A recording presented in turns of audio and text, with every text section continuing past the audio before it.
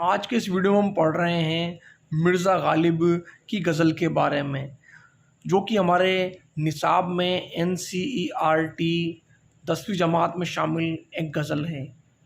تو اس غزل کو پڑھنے سے پہلے ہم مرزا غالب کے بارے میں مختصر سی معلومات حاصل کرنے والے ہیں، تاکہ ہم آسانی سے اس غزل کو سمجھ سکیں اور مرزا غالب سے جڑی ہوئی اہم معلومات حاصل کر سکیں، کیونکہ امتحان میں مرزا غالب سے جڑے ہوئے اہم سوالات آتے ہیں، اس لیے ہم ان کے بارے میں مختصر معلومات حاصل کرتے ہیں۔ چلیے شروع کرتے ہیں مرزا غالب کے بارے میں۔ مرزا غالب مرزا اسد اللہ خان غالب کی ولادت آگرے میں ہوئی۔ اب دیکھیے یہاں پر آیا ہے مرزا اسد اللہ خان، ان کا اصل نام کیا ہے؟ اسد اللہ خان۔ کس کا؟ غالب کا۔ غالب ان کا تخلص ہے جو یہ شاعری میں استعمال کرتے ہیں۔ اسد اور غالب دونوں انہوں نے تخلص استعمال کی ہیں اپنی شاعری میں، پہلے اسد استعمال کیا، بعد میں غالب استعمال کیا۔ تو مرزا غالب جو ہیں، مرزا اسد اللہ خان غالب، ان کی ولادت کہاں ہوئی ہے؟ آگرے میں ہوئی ہے۔ کب ہوئی ہے؟ 1797 میں۔ کب ہوئی ہے؟ 1797 میں۔ ابھی وہ بچے ہی تھے کہ والد کا انتقال ہو گیا۔ کن کے؟ غالب کے۔ غالب کے والد کا انتقال بچپن میں ہی ہو گیا۔ ان کے چچا نصر اللہ بیگ نے ان کی پرورش کی۔ ان کی پرورش کس نے کی؟ ان کے چچا نصر اللہ بیگ نے۔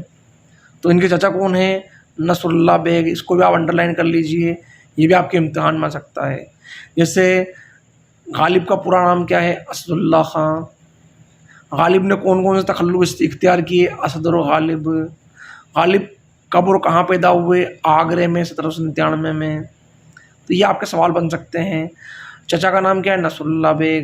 یہ اہم سوالات ہمارے اس میں آ سکتے ہیں امتحان میں، کمپٹیشن میں یا 10ویں جماعت میں، جہاں بھی سوال آ سکتے ہیں۔ شادی کے بعد غالب دہلی آ گئے۔ یہ آگرہ میں پیدا ہوئے تھے 1797 میں۔ جب ان کی شادی ہو گئی، شادی کے بعد غالب کہاں رہنے لگے؟ دہلی آ کر یہ رہنے لگے۔ یہاں کے علمی و ادبی ماحول میں ان کے شعری ذوق کی تربیت ہوئی۔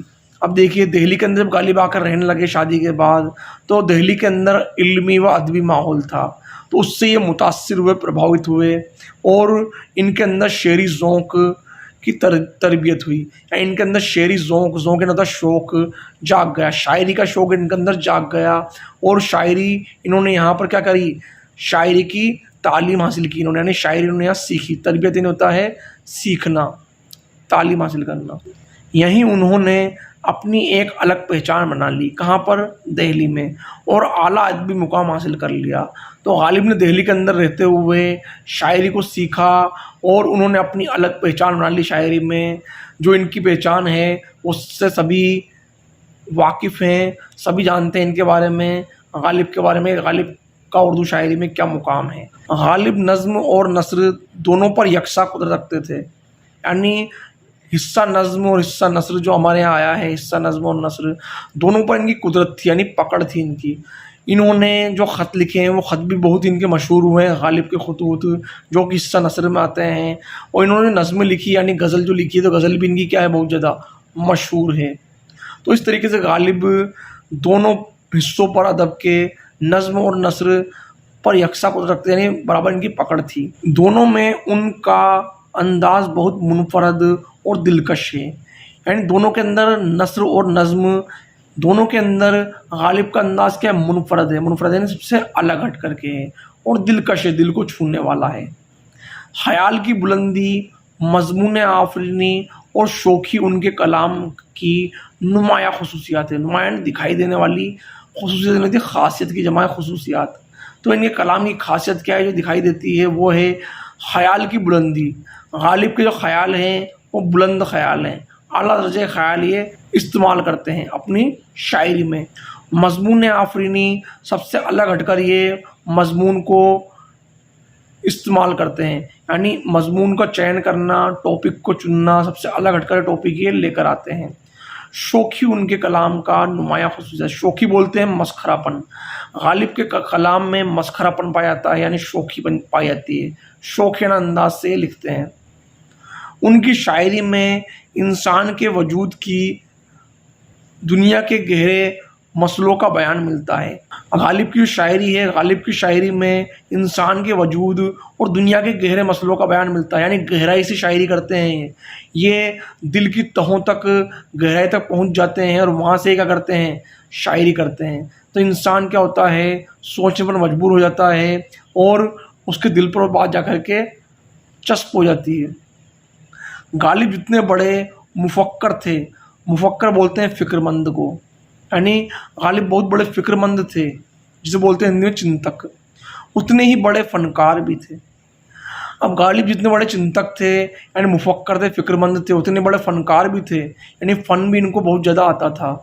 यानी ये जो शायरी करते हैं, उस शायरी में क्या करते हैं ये कि मस्खरा अंदाज में शायरी करते हैं, और बात जो करते हैं ये वो काम की बात करते हैं। तो काम की बात को मस्खरे अंदाज में करना इनका अंदाज है।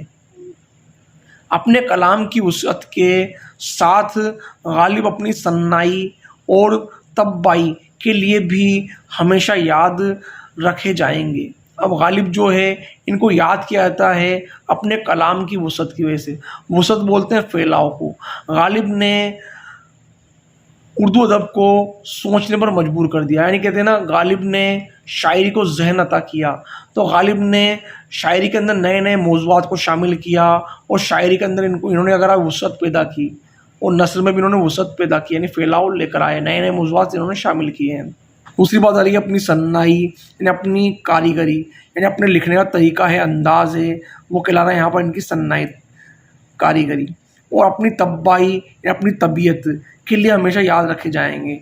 इनका तबीयत नहीं होता, अंदाज़, गालिब का जो अंदाज़ था लिखने का और इनका लिखने की जो शिल्पकारी थी, तो उसको हमेशा याद किया जाता रहेगा।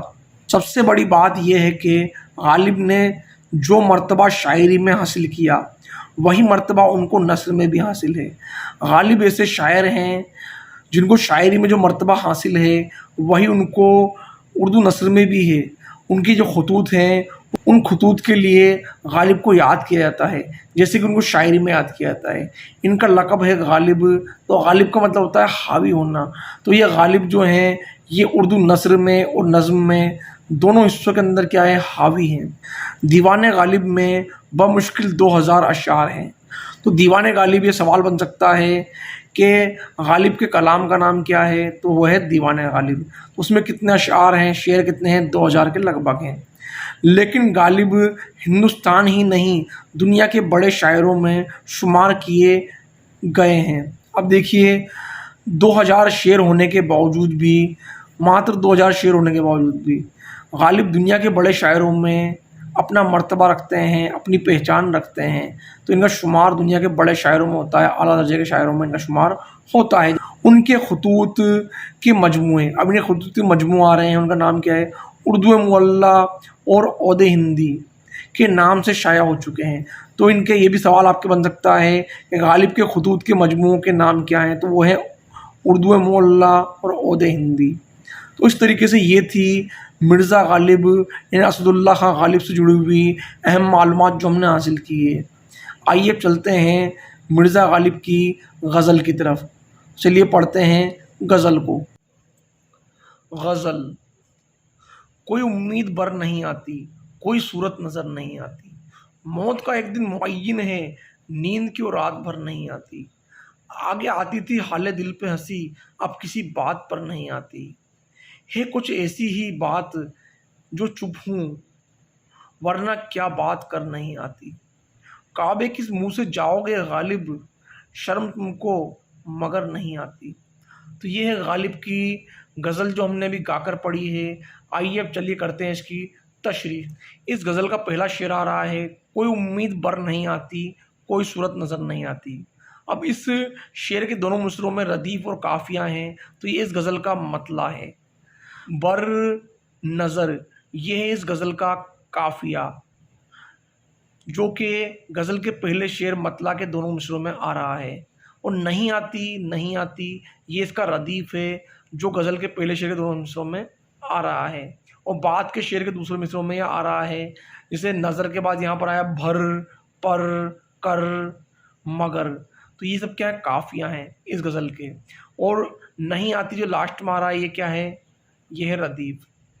तो हम पहला शेर पढ़ रहे थे, कोई उम्मीद बर नहीं आती, कोई सूरत नज़र नहीं आती। तो इस शेर में गालिब फरमाते हैं कि कोई उम्मीद बर नहीं आती। गालिब पहले मिसरे में कह रहे हैं कि कोई उम्मीद बर नहीं आती, यानी मैं जो उम्मीद करता हूँ मेरी वो उम्मीद पूरी नहीं हो पा रही है। कोई सूरत नज़र नहीं आती और कोई मुझे कामयाबी की सूरत नज़र नहीं आ रही है, यानी मैं कामयाबी की कोशिश कर रहा हूँ तो मुझे कामयाबी की कोई सूरत नज़र नहीं आ रही है और मेरी कोई उम्मीद पूरी नहीं हो पा रही है। तो शायर इस शेर के अंदर अपनी बदकिस्मती का जिक्र करते हुए फरमा रहे हैं कि मेरी कोई उम्मीद पूरी नहीं हो रही है और कोई मुझे सूरत नज़र नहीं आ रही है कामयाबी की। अगला शेर हमारा आ रहा है, मौत का एक दिन मुअय्यन है, नींद की और रात भर नहीं आती। तो इस शेर में गालिब क्या फरमा रहे हैं, ये शेर तजाइल आरफाना का शेर है। गालिब इस शेर में जानबूझकर अनजान मर रहे हैं। गालिब इस शेर में खुद से सवाल कर रहे हैं और कह रहे हैं कि मौत का एक दिन मुकर्रर है, यानी मौत क्या है, एक दिन तय है कि मौत आनी है, मगर हम मौत के खौफ से नहीं बल्कि अपने महबूब से मुलाकात और उसकी याद की वजह से बेचैन और बेकरार हैं, जिसकी वजह से हम सिर्फ करवट बदल रहे हैं और नींद आंखों से रूठी हुई है। मौत तो अपने वक्त पर ही आएगी, तो डरना कैसा। अगला शेर हमारा आ रहा है, आगे आती थी हाले दिल पे हंसी, अब किसी बात पर नहीं आती। तो इस शेर में गालिब फरमा रहे हैं कि पहले तो हमें अपने दिल जो कि मोहब्बत की वजह से मजबूर था, उसकी मोहब्बत की वजह से उसकी हालत पर हंसी आती थी, मगर अब हालात बदल गए हैं और अब हमें किसी बात पर हंसी नहीं आती। और ये हालत मोहब्बत की वजह से हुई है।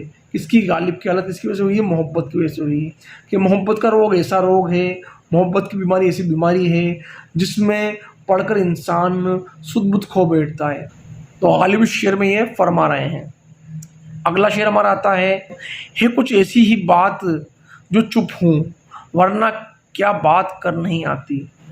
तो इस शेर में शायर अपने महबूब से मुखातिब होते हुए फरमा रहा है। तो क्या फरमाते हैं ये कि ए मेरे महबूब, मैं तो किसी मसलियत की वजह से खामोश हूँ, यानी मैं किसी बात की वजह से क्या हूँ, खामोश हूँ। तू इसे मेरी कमज़ोरी मत समझ, वरना ऐसा नहीं कि मुझे बात का जवाब देना नहीं आता। अगला शेर हमारा आता है, काबे किस मुंह से जाओगे गालिब, शर्म तुमको मगर नहीं आती। ये शेर मक्ता का शेर है, यानी गालिब ने इसमें अपना तखल्लुस इस्तेमाल किया है। तो ये शेर गालिब की गज़ल का मक्ता का शेर है। तो गालिब इस शेर में फरमा रहे हैं कि ए गालिब, तूने इस कदर गुनाह किए हैं जिनका कोई हिसाब नहीं है। अब तू इतने गुनाह करने के बाद क्या मुंह लेकर काबे जाएगा। इतने गुनाह करने के बाद तुम्हें काबे जाने से शर्म नहीं आ रही है। तुमको वहाँ देखकर लोग तरह तरह के सवाल करेंगे और तुम उनका जवाब किस तरह दोगे। तो इस तरीके से दोस्तों ये थी गालिब की गज़ल जो हमने अभी तशरीह करके पढ़ी है। आइए अब चलते हैं इस गज़ल के सवालात की तरफ। सोचिए और बताइए। पहला सवाल हमारा आ रहा है, कोई सूरत नज़र नहीं आती से क्या मुराद है, यानी इसका मतलब क्या है। तो इस मिसरे में शायर फरमा रहा है कोई सूरत नज़र नहीं आती। इस मिसरे में शायर कह रहा है कि मुझे कामयाबी की कोई तदबीर, कोई रास्ता नज़र नहीं आ रहा है, मतलब कामयाबी हासिल करने की कोई सूरत नज़र नहीं आ रही है। सवाल नंबर 2, दूसरे शेर का मफ़हूम बयान कीजिए। तो इसका जवाब है, दूसरे शेर का मफ़हूम है कि हमको मालूम है कि मौत का एक दिन क्या है, मुकर्रर है, लेकिन उसके बावजूद हमें रात भर नींद क्यों नहीं आती है। इसकी वजह सिर्फ ये है कि हमने मोहब्बत का रोग पाल लिया है, मोहब्बत की बीमारी पाल ली है और उसी बेचैनी की वजह से हमें नींद नहीं आ रही है, हमारी आंखों से नींद उड़ गई है। दूसरे शेर का मफ़हूम ये है। काबे जाने शायर को शर्म क्यों आ रही है। तो इसका जवाब है कि काबे जाने शायर को शर्म इसलिए आती है क्योंकि उसने ज़िंदगी में कोई अच्छा काम नहीं किया, बल्कि बेहिसाब गुनाह किए हैं जिनकी कोई तादाद मालूम नहीं है। वो पूरी तरह से गुनाहों में डूबे हुए हैं। अब उसे हज करने जाने से शर्म आ रही है, तो किस मुंह से वो हज करने जाएंगे, किस मुंह से वो वहाँ पर जा कर के खुदा को मुंह दिखाएंगे और लोग तरह तरह की बातें उनके लिए करेंगे। तो इसलिए शायर को क्या है, काबे जाने से शर्म आ रही है। दोस्तों ये थे हमारे मिर्ज़ा गालिब से जुड़ी हुई अहम मालूमात اور اس سے जुड़े हुए कुछ अहम सवालात जो हमने आज पढ़े हैं। आगे भी ऐसी अहम मालूमात हासिल करने के लिए हमारे वीडियो को देखते रहिए, लाइक करते रहिए और चैनल को सब्सक्राइब करते रहिए। तो चलिए दोस्तों चलते हैं, मिलते हैं नए वीडियो में नई नॉलेज के साथ।